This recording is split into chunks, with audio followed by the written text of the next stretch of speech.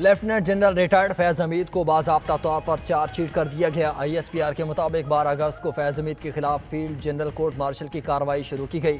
فیض حمید پر سیاسی سرگرمیوں میں ملوث ہونے کا الزام ہے۔ اختیارات اور سرکاری وسائل کے غلط استعمال اور افراد کو نقصان پہنچانے کے الزامات بھی شامل۔ ریاست کے تحفظ اور مفادات کو نقصان پہنچایا گیا۔ فیض حمید کے خلاف ملک میں انتشار اور بد امنی میں ملوث ہونے کی تفتیش بھی جا رہی ہے۔ فیض حمید 9 مئی سے جڑے واقعات میں بھی شامل تفتیش ہیں۔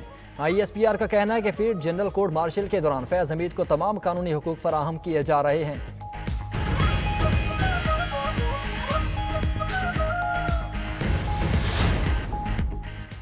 آج پاکستان کی تاریخ کا بڑا اہم دن ہے۔ جنرل ریٹائرڈ فیض حمید کو سزا کے بعد PTI کے غبارے سے ہوا نکل گئی۔ آج الزامات چارج فریم ہو گئے۔ سینیٹر فیصل واوڈا کا رد عمل کہا کہ یہاں اب ایسا نہیں ہوگا کہ امیر کے لیے اور قانون، غریب کے لیے اور۔ یہ کنفرم ہو گیا کہ امیر غریب جس نے بھی جرم کیا اسے سزا ملے گی۔ بانی PTI بشرا بی بی اور ان کے حواریوں کو بھی سزا ملے گی۔ انصاف کے مرحلے میں سب برابر ہیں۔ بانی PTI پر بات آئے گی تو ان کی اہلیہ پر بھی بات آئے گی۔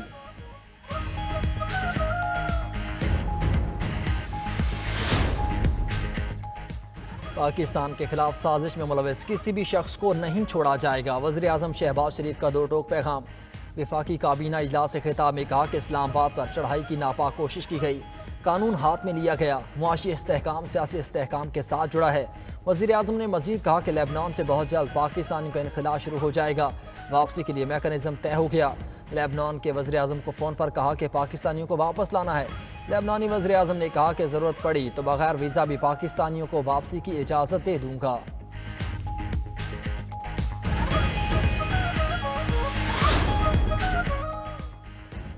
PTI کی پاکستانی مصنوعات کے بائیکاٹ کی مہم افسوسناک ہے۔ ایک ٹولہ تیار کیا جا رہا ہے جو لوگوں کے گھروں تک جائے۔ وزیر اطلاعات عطا تارڑ کی تحریک انصاف پروا نیوز کانفرنس میں کہا کہ ملک میں انارکی پھیلانے کی کوشش کبھی کامیاب نہیں ہوگی۔ اگر احتجاج کی کال فائنل تھی تو یہ بھاگے کیوں؟ PTI صحافیوں کو بھی ہراساں کرنے کی مہم چلا رہی ہے۔ صحافیوں کے بچوں کی تصاویر اور ایڈریس شیئر کیے جا رہے ہیں۔ جو بھی اس مہم میں ملوث ہوا اسے چھوڑا نہیں جائے گا۔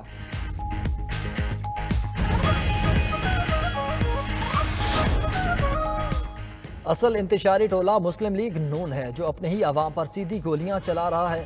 مشیر اطلاعات KP بیرسٹر سیف کا جوابی وار کہا عطا تارڑ چالاکیاں دکھانے کی ناکام کوشش نہ کریں۔ سانحہ ڈی چوک اور ماڈل ٹاؤن کے نہتے کارکنان کے قتل کا جواب دینا ہوگا۔ علی امین گنڈا پور کی قیادت میں بانی PTI کی رہائی کی تحریک منطقی انجام تک پہنچے گی۔ پارٹی میں اختلافات کی خبریں بھی رد کر دیں۔ کہا پوری قیادت بانی کے صرف ایک اشارے کی منتظر ہے۔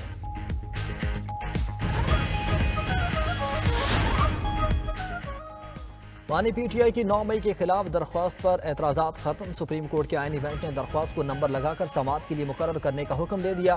ایڈیشنل اٹارنی جنرل نے کہا کہ معاملہ عوامی اہمیت کا نہیں، اس پر دلائل دیں گے۔ بانی PTI کی اڈیالہ جیل سے خیبر پختونخوا منتقلی کی درخواست پر سماعت۔ آئینی بینچ نے شہری کی درخواست 20,000 جرمانے کے ساتھ خارج کر دی۔ جسٹس محمد علی مظہر نے ریمارکس دیے کہ بانی PTI کو کوئی مسئلہ ہوگا تو خود درخواست دیں گے۔ بانی PTI کے 3 وکلاء آج بھی عدالت میں تھے۔ کسی وکیل نے ایسی کوئی درخواست نہیں دی۔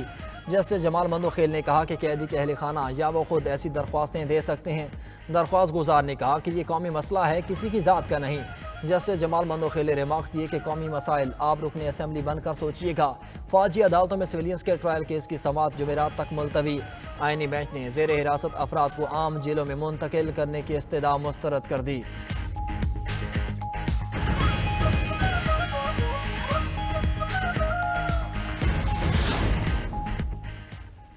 وفاقی کابینہ نے 8 IPPs کے ٹیرف ریویو کی منظوری دے دی۔ ذرائع کے مطابق کابینہ نے IPPs پر تشکیل کردہ خصوصی ٹاسک فورس کی سفارشات کی روشنی میں ٹیرف ریویو کا فیصلہ کیا۔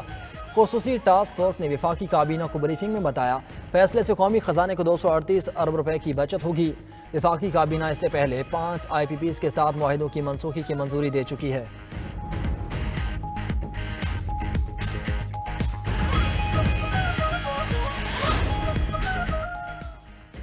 Army chief general Asim Munir سے برطانیہ میں گولڈ میڈل حاصل کرنے والی پاک آرمی کی ٹیم کی ملاقات۔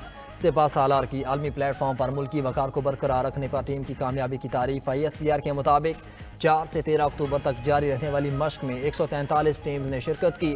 مشق کیمبرین پیٹرول عالمی سطح پر سب سے زیادہ چیلنجنگ فوجی مشقوں میں سے ایک ہے۔ مشق جسمانی برداشت اور حکمت عملی کا مشکل امتحان ہے۔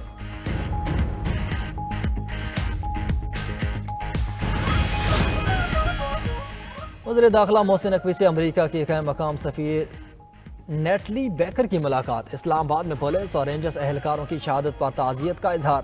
پاک امریکہ تعلقات سمیت 2 طرفہ تعاون بڑھانے پر تبادلہ خیال۔ پاکستان میں ICC چیمپئنز ٹرافی ٹورنامنٹ کے انعقاد پر بھی گفتگو۔ محسن نقوی نے کہا کہ FIA کو FBI کی طرز پر جدید ترین ادارہ بنانا چاہتے ہیں۔ اس ضمن میں امریکہ کے تعاون کا خیر مقدم کریں گے۔ سول آرم فورسز کو جدید آلات اور ساز و سامان سے لیس کرنا اولین ترجیح ہے۔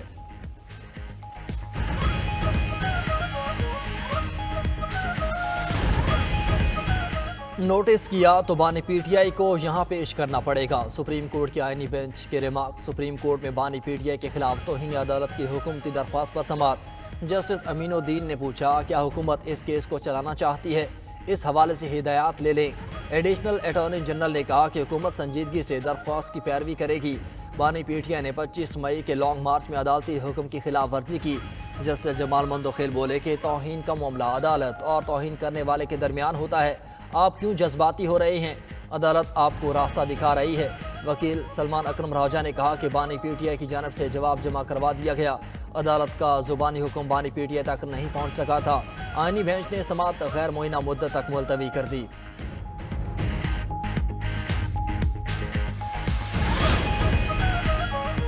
عمر ایوب کی ڈی چوک احتجاج پر درج مقدمے میں عبوری ضمانت منظور۔ انسداد دہشت گردی عدالت اسلام آباد نے تھانہ کوہسار کے مقدمے میں عمر ایوب کی 16 دسمبر تک عبوری ضمانت منظور کی۔ ادھر پشاور ہائی کورٹ نے اسد کیسر کو 31 دسمبر تک راہداری ضمانت دے دی۔ عدالت کا اسد کیسر کو درج مقدمات میں گرفتار نہ کرنے کا حکم۔ GHQ حملہ کیس کی سماعت بغیر کارروائی 13 دسمبر تک ملتوی۔ گزشتہ سماعت پر بانی PTI سمیت 89 رہنماؤں اور کارکنان پر فرد جرم عائد کی گئی تھی۔ وزیر اعلیٰ پنجاب مریم نواز کے اعزاز میں بیجنگ میں خصوصی ظہرانہ۔ وزیر اعلیٰ پنجاب کی communist party of China international department کی نائب منسٹر سن ہائی ین اور دیگر حکام سے ملاقات۔ مختلف شعبوں میں 2 طرفہ تعلقات کو مضبوط بنانے کے مشترکہ عزم کا اعادہ۔ وزیر اعلیٰ مریم نواز نے پاک چین تعلقات کے فروغ کے لیے جڑواں صوبوں اور شہروں کی تجویز پیش کر دی۔ پنجاب میں چینی سرمایہ کاری کے لیے بھرپور تعاون کی پیشکش۔ مریم نواز نے کہا چین کے ساتھ دیرینہ شراکت داری کے لیے پختہ عزم رکھتے ہیں۔ مخصوص نشستوں کی الاٹمنٹ اور خیبر پختونخوا میں سینٹ انتخابات۔ الیکشن کمیشن آج کے اجلاس میں کسی فیصلے پر نہ پہنچ سکا۔ الیکشن کمیشن کل پھر سر جوڑ کر بیٹھے گا۔ الیکشن کمیشن نے دونوں معاملات پر تفصیلی بریفنگ طلب کر لی۔ اجلاس میں مخصوص نشستوں کی الاٹمنٹ کا معاملہ زیر بحث رہا۔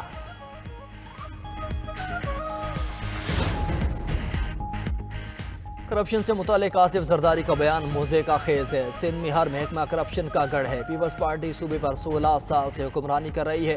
اپوزیشن لیڈر سندھ اسمبلی علی خورشیدی کی نیوز کانفرنس کہا سندھ میں کرپشن کو صنعت کا درجہ دے دیا گیا۔ وزراء اور کرپٹ بیوروکریسی کے خلاف مجرمانہ خاموشی اختیار کی جا رہی ہے۔ کوئی ایسا ادارہ بتائیں جہاں پیپلز پارٹی کی کرپشن نہ ہو۔ یہاں پر کرپشن کو حق سمجھا جا رہا ہے۔ PAC کے گورکھ دھندے پر اسمبلی سیشن میں احتجاج کریں گے۔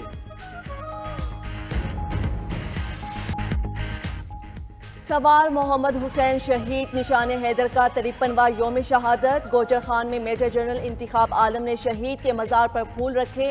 1971 میں پاک بھارت جنگ کے دوران شکر گڑھ سیکٹر میں سوار محمد حسین نے دشمن کے 16 ٹینک تباہ کرنے میں مدد کی۔ دشمن کی مشین گن کی گولی سوار محمد حسین کے سینے پر لگی۔ سینے پر دشمن کا وار سہنے والے سوار محمد حسین نے اپنی جان ملک کے لیے قربان کر دی۔